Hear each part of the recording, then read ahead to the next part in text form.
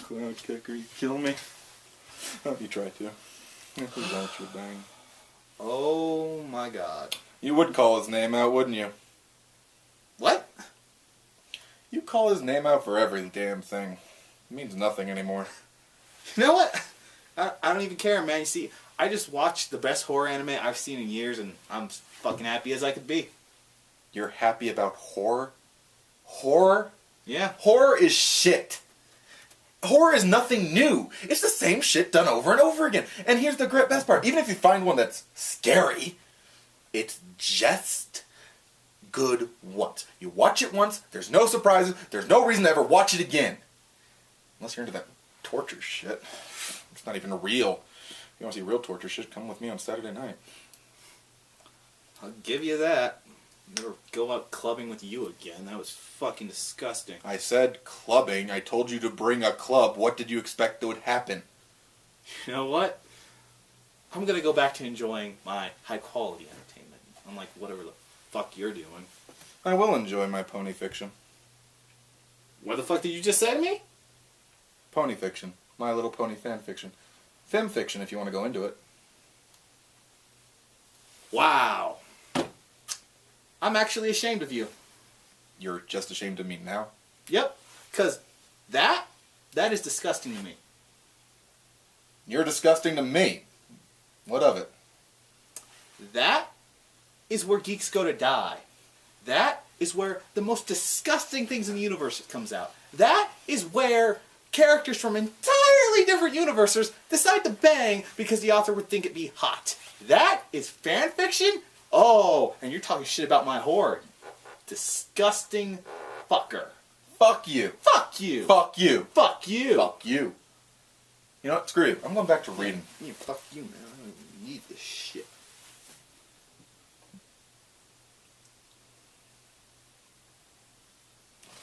Get that off the stage. No. That is shit and you know it. You're just easily pleased like a child.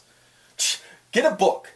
Crack it open and dust off those brain cells you haven't used since high school. You know what? This is good entertainment. Unlike that. This is well written. Great characters. Expanding a universe that the writers of the show haven't got into yet. This actually understands what horror can be and approaches it from an entirely different direction from an American production. It's still horror shit. That's still fanfiction pervertedness. You don't even know. You don't even know. Get that off this set. It's not allowed here. And let's get to work. You know what? How about this instead? I challenge you to watch the first half of this series. Why would I want to do that? We're going to test this. I want you to try watching something that I love and see how it reflects on you. And what would I get out of this? I'll watch it with you. You like it. That's not anything. You would want to watch this again. Hell, you're probably going to go back home tonight and watch it 4 more times. I'll watch it now, actually. You know what? You're pathetic. What? You're pathetic. But I'll take your challenge. But you're not watching that. How long would you say the first half of that series is? 4 or 5 hours. Take you about 4 or 5 hours to read the first 5 chapters of this. Oh, God. You want me to watch that shit? I want you to read a masterpiece. I think it's a fair trade. Alright. Got a deal. Challenge? Accepted.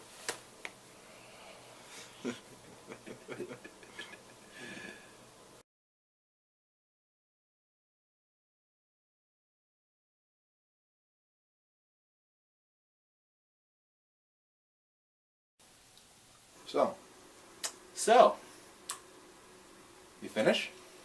finished my end. Finish mine. Good. Good. Glad. Happy. How are we going to discuss this? Take turns? Flip of the coin. Got one right here. Sounds good. Heads. I want to be heads. I'm clearly the brains of this outfit. You're tails. Like always. I don't fucking care, man. Just flip the coin. Tails. Life and Times of a Winning Pony. Alright. I just read the first 5 chapters of Life and Times of a Winning Pony by Chenga Kuruna. What? I got this. Chenga Kumasa. No, where'd that name even come from? Chenga Kum. Just because you like it doesn't mean it's his name. Let me check this out. God damn it, you're useless. It's his name. Chingy Kiwith. Fucking idiot. Chugan Kikyak. That is clearly Shanga Kung. Cheesy quesadilla? Will you please stay on topic? I'm hungry, what can I say? Changa Kish. God damn it, got me doing it! Okay. I'll take the first one, you take the second one. Okay. Shengar. Kordath. Shengar? Kordath? Shengar! Kordath! Maybe. If we mispronounced it, just look at how it's spelled. No one can pronounce this. Like Cthulhuese. No offense to the author if this is a foreign language, but Learn English! I don't even know what to say about it. Cheesy quesadilla, whatever. Okay, Alright. What did you think? honestly, I kind of love this story. It's kind of one of the best things I've ever read, and I don't know how I feel about that. Join the herd. I've been a part of the herd, but this is the dirty herd. Oh, the dirtier the better. My shame aside, I not only read the first 5 chapters, I kind of wound up reading the first 7.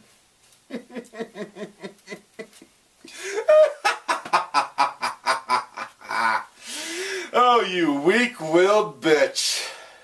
If you're gonna fall, you might as well fall as hard as you can. Alright. What did you think of Cloud Kicker? Spoilers, by the way. It's what we do. You're welcome to enter into this challenge with us, by the way. You can find this fabulous fan fiction on fanfiction.net. Just search Life and Times of a Winning Pony. It'll come right up. And if you can spell Shengar, Karma Math or whatever. you might be able to find it that way too. That could work. Who's your favorite character?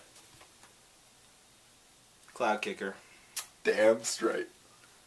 Cloud Kicker is actually the main character of Life and Times of a Winning Pony.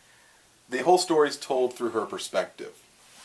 And what a perspective it is. Essentially, Cloud Kicker spices up the My Little Pony universe because she really likes to bang. And bang she does. Though, it's not dirty. They actually skip over any scenes they have of it. At most, you get a light petting and maybe a little foreplay, but it's nothing awkward. The first time you read her licking things off of a certain pony, though... Okay, that was a disturbing scene, I'll give you that. Muffins should never be used that way. I'm never going to think of the word muffin the same way again. You really need to stop calling her daughter Muffin. They really need to. I hate them for that. I hate them so much for that. But kudos to them bringing up the awkwardness of that phrase. True. Cloud Kicker is a pony that loves to have sex. She's an incredibly enjoyable character because she's entirely not ashamed of it. She thinks it's just good fun.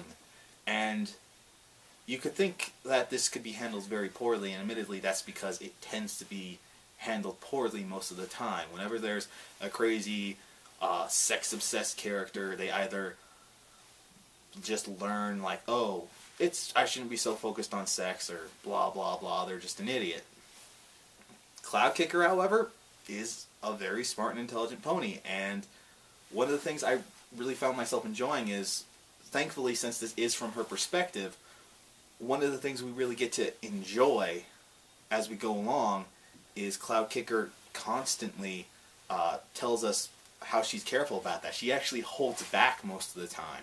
She wants to do a lot more. She'd like to bang a hell of a lot more ponies, but she understands that this could lead to a bad route. She doesn't bang her boss's friends, for instance. And if she has a good friend, she really doesn't want to bang them either. She kind of avoids anything that will get her in what she calls a sticky situation, which involves romance. I'm not going to spoil it because he hasn't even got there yet, but it's a really good portion of the book, and I look forward to when you get to it. It is quite fascinating, I'm not going to lie. It was really interesting seeing how she reacts to other people, though the main person she interacts with is her best friend, Apple Blossom, correct? Blossom Fourth. Blossom Fourth. Blossom Fourth is another really, really awesome character because she is very much a complete opposite to Cloud Kicker. Whenever she teases her friend about anything sexually related, when she like starts caressing her or petting her and asking her to bang, she kind of freaks out. Just a little. Like I imagine you people are. I'm really hoping some people don't start doing yaoi about us. I don't care about that. I need some fucking hand sanitizer. This is why things never end well between us. True. Blossom Fourth is a great character because the dynamic between Cloud Kicker and her is perfect. They are opposites, yet they're friends, and they're good friends. And they play off each other, so you get some great jokes, you get some awkward situations, and you get some real friend relationship built between them. And yes, there is more to it than that later on in the story. I kind of got a feeling for that. But they really play it well, and they really work on that dynamic and that troubles it causes. Blossom Fourth ends up with another character that everybody loves, Derpy. In a sense. You got that far, right? She's already banged her. Cloud Kicker is banged Derpy. No, not I'm talking Cloud Kicker. You said Blossom Fourth. No, Blossom Force has nothing to do with Derpy. But you said I meant Cloud Kicker is with Derpy. And that leads to tension. True. You got that far. Yes. Honest to God, Blossom Fourth never gets with Derpy. I believe that.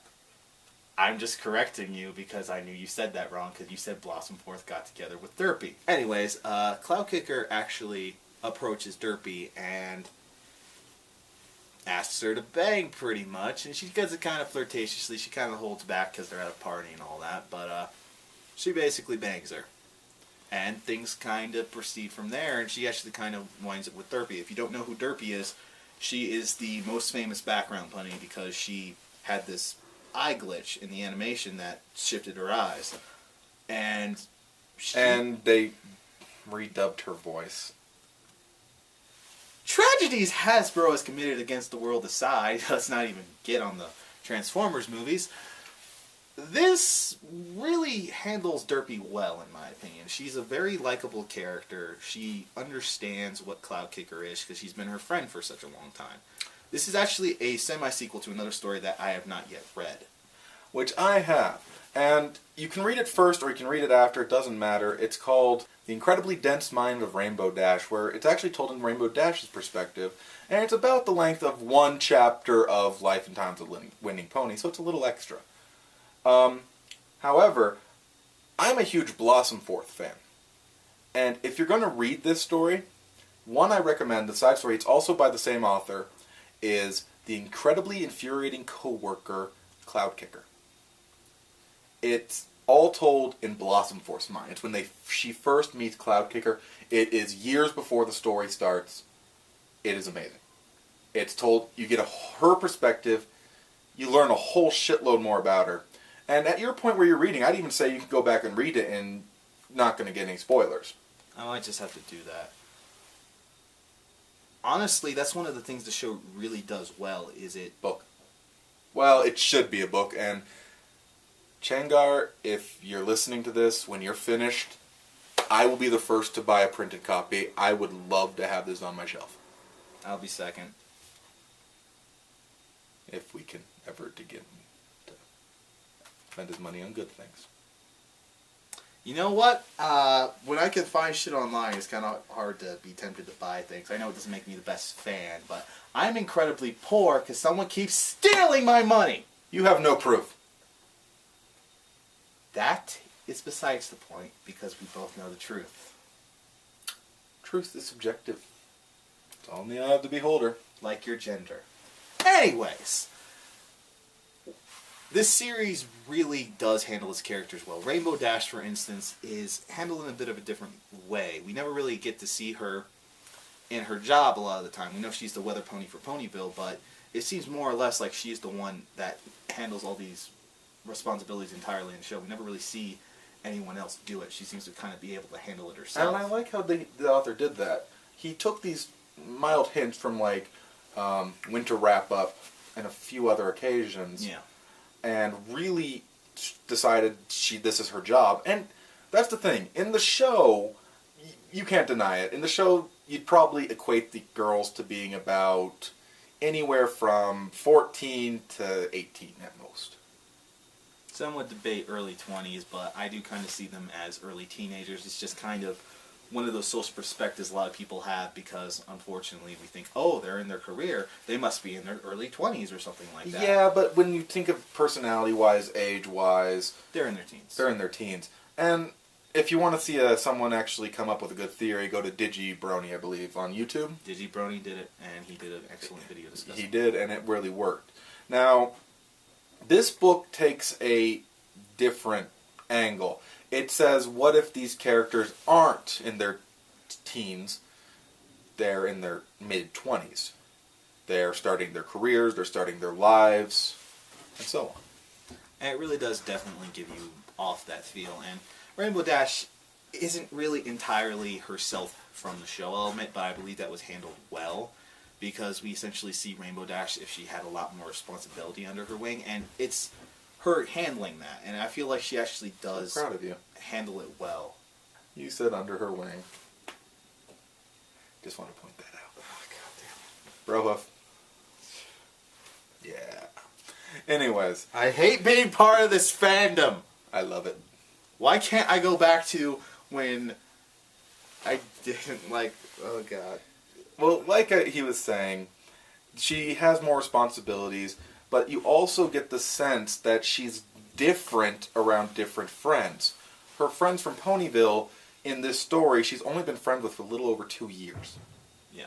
Where Cloud Kicker, she's known since they were fillies. So she does act a little less guarded, a little more temperamental, but they keep it in spirit with the show. But what I love about this is not only do they increase their age, but they make it seem like it's adult problems, an adult story. It's as if My Little Pony was an adult show, which you gotta get your mind around it, but it's still an amazing idea. It is actually one of the elements that is really intriguing to it, because admittedly, up to this point, I've really gotten accustomed to the idea of My Little Pony, Friendship is Magic, being this entire show all about almost going back to that older age of cartoon animation when it was okay for things to be overly cheery and happy, and it's okay that there was a message at the end of the episode. But here they did something different, and they do integrate it in there quite nicely. One thing I definitely really liked that the author did was he actually incorporated elements of the show. Actually takes place during the show. Season 2, to be exact. True. And it's actually quite interesting how they take all these different elements from the show, so that if you've seen all the episodes, you're actually going to be like, oh, this is happening then. And I actually even checked, like, the events actually match up with the timeline of the show, so they're actually taking into account where these ponies were and what they were doing, and it's pretty cool. Quick question, what's the last big thing that happened? Well, once again, spoilers for anyone, I just finished Chapter 7, so Derpy and Cloud Kicker did not bang, they made love. Okay, have they got to the point where they started talking about Tornado Day? Yes. Have they done any of the training for it yet? They have not done any of the training. Okay. Well, I don't want to run it for him, but there is if you go back to that episode of Training Day, or I think it's Tornado Day. Yeah, Tornado Day. There you will see where the author found the 2 background ponies he used for the story. Both Cloud Kicker and Blossomforth are both mentioned by name in that one episode.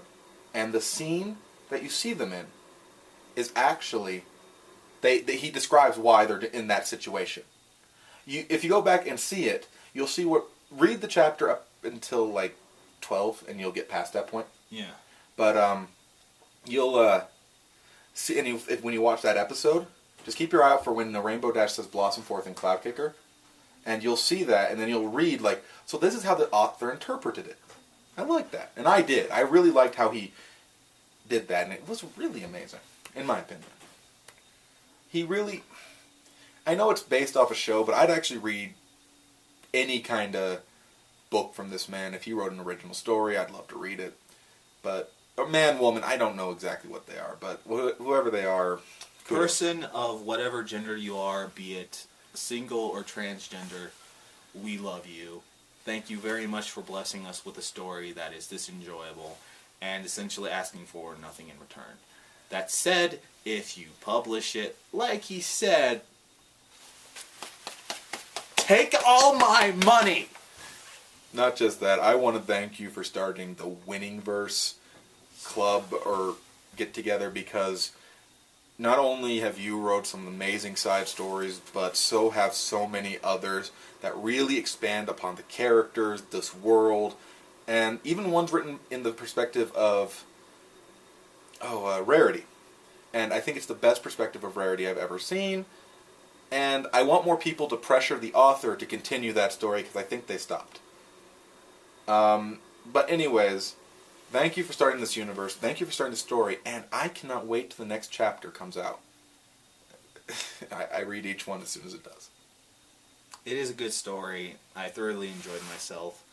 If you are a brony and you can handle there being some adult scenes and not, like you said, it tends to just sum up with Cloud Kicker saying, and then we banged. So at the most you'll ever get is foreplay. So if you think you can handle pony foreplay, it really isn't perverted. It's kind of everything I thought it would be, and it absolutely isn't. And it's just a good story. It gets my recommendation. Got my recommendation since day one. So, moving on.